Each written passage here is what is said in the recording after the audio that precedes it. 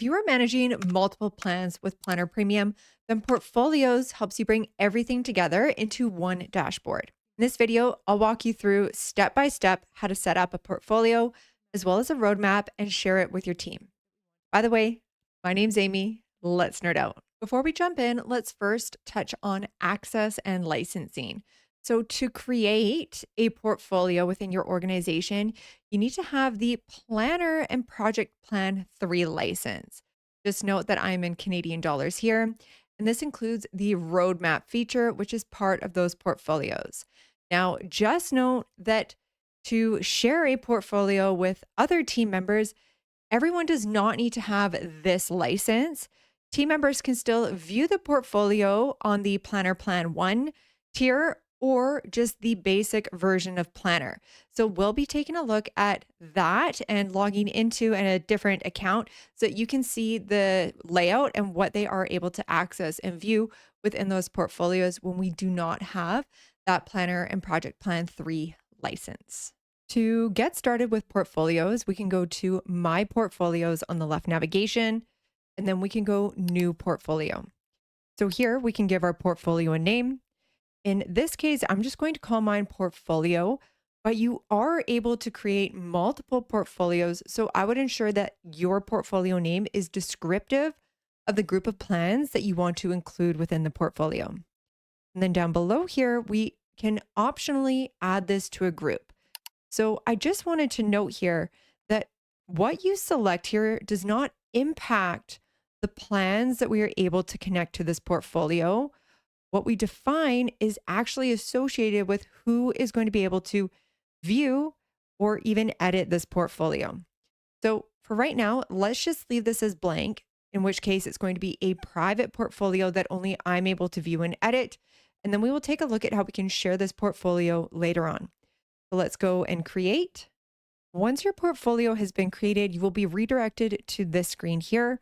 But before we jump into creating our portfolio, I first wanted to go back to my portfolios on the left navigation, and you will see that this is the portfolio that we have just created, but you are also able to create a new portfolio from the top. So then you would have multiple portfolios where you are going to be managing multiple groups of plans. So let's go into this portfolio that we've created. And now at the top here, we are going to see two tabs. So we have one for plans, which this is where we connect the plans that we want to manage within this portfolio. And then for roadmap, this is where we are able to view and track the progress of our plans within the portfolio on a timeline. So first we need to connect our plans, and we can go add plan. And this will bring up a list of plans that we can add. So these can be plans that you have created or plans that are being shared by you. And just note that we are not able to use this feature with basic plans. We are only able to connect premium plans to a portfolio. So let's select our first plan. The next step is to connect our plan. So we can see that we need to keep our plan data updated, and that flow type is scheduled, and that plan data will be synced at regular intervals. So what this means is that in the backend, we are actually connecting this Planner Premium plan to the portfolio via Power Automate. Now, the good news is that all of this is just happening in the backend, and you just need to enable the connection. But to enable the connection, we need to ensure that we have this green check mark here. If you don't have a green check mark, yours might say sign in which case you will need to select sign in, add your login credentials for your Microsoft account, and then you will get the green check mark. Once that's all set, then we can go and connect. Once the connection is set up, you will see that your plan has been added to plans. So let's now repeat those steps and add a second plan to our portfolio.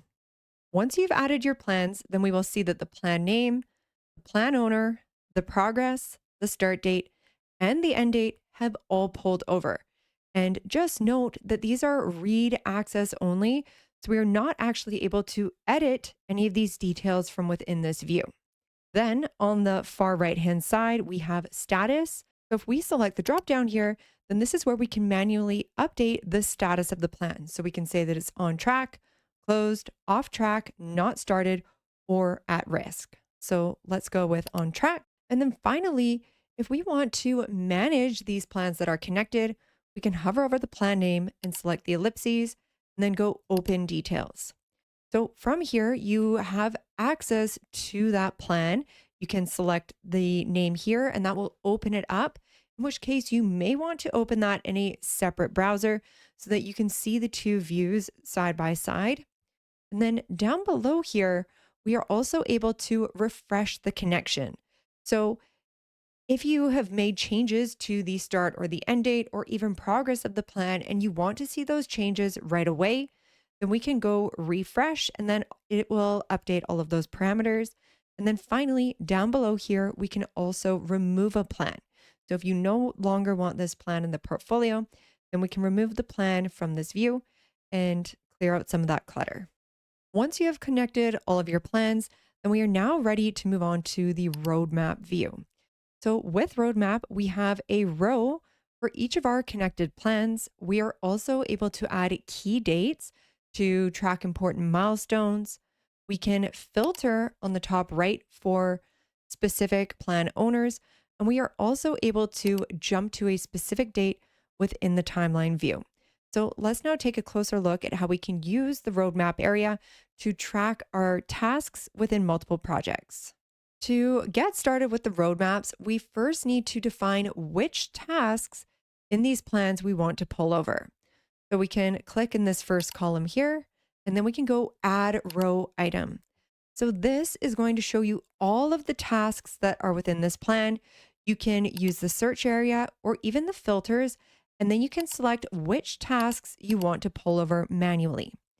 Now, I just want to err on the side of caution about selecting all of your tasks because this view can get quite cluttered. And I also find that using this quick select is the best way to get your tasks over.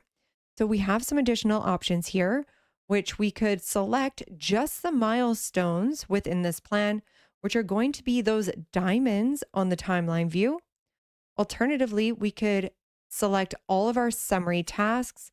So these are going to be any of your tasks that have subtasks below them, or we can do all of our top level tasks. And this is going to just pull over your first top level tasks.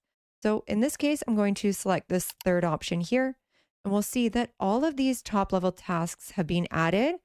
However, this task right here has not been added, but that's because it is a subtask of this task here.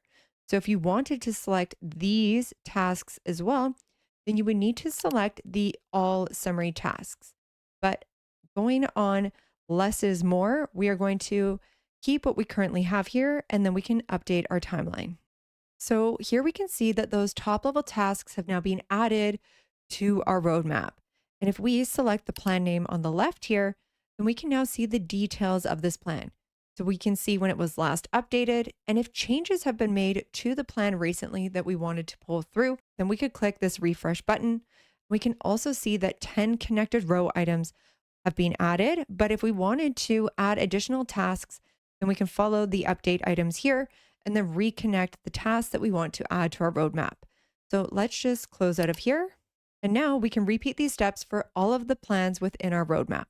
So now we can see that we have connected all of our tasks for our plans. We can now add some key dates to the roadmap view. So in this case, I'm just going to add a key date for the end of Q1.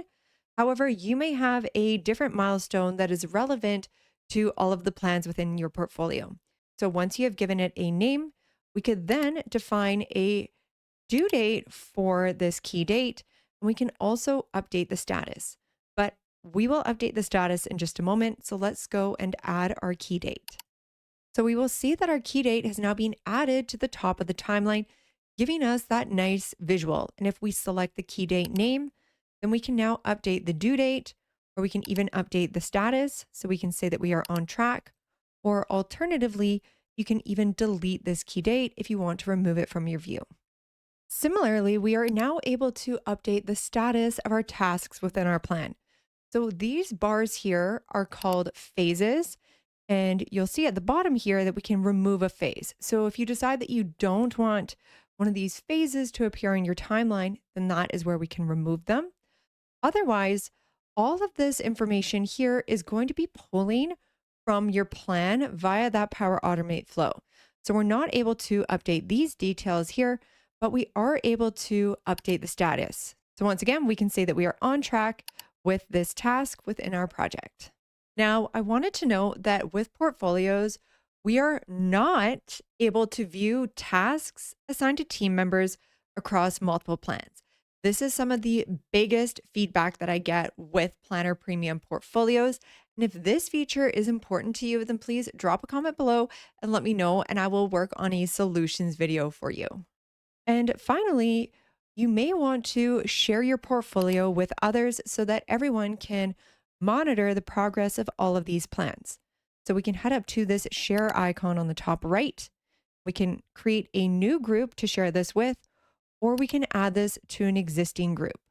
We can select the drop down here, and then we can search for the team that we want to add this to, in which case we will define the operations team.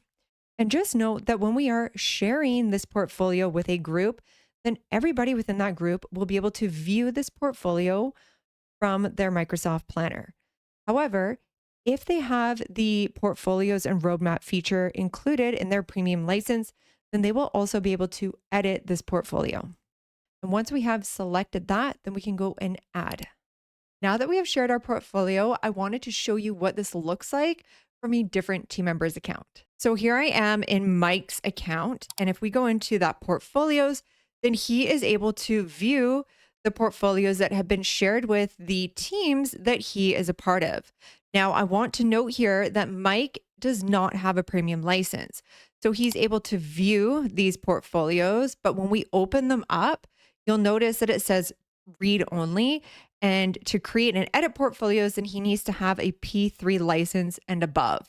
So Mike is able to view the portfolios if he's a part of a team that a portfolio has been shared with, but all of the content here is read only. So for example, he's not able to update any of these items, but he is able to get that snapshot view to see the progress of the portfolio.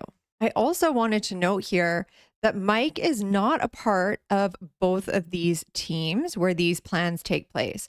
So for example, if I open up this plan here and then we expand the plan, we'll just give that a minute to load, then we will see that he does not have access to this plan. So portfolios can share plans even if people don't have access to the plans or the details of the plans. But in this case, if we open up this plan here, we will see that Mike is a part of the team that this plan is shared with. So that just means that we can create a portfolio and share the progress of a group of plans, even when some of those people are not actually a part of the plans. For more tips on using Microsoft 365 products, you can download a free copy of my ebook, Navigating Microsoft Passages, that is linked in the description. And then you can watch this video here suggested by YouTube.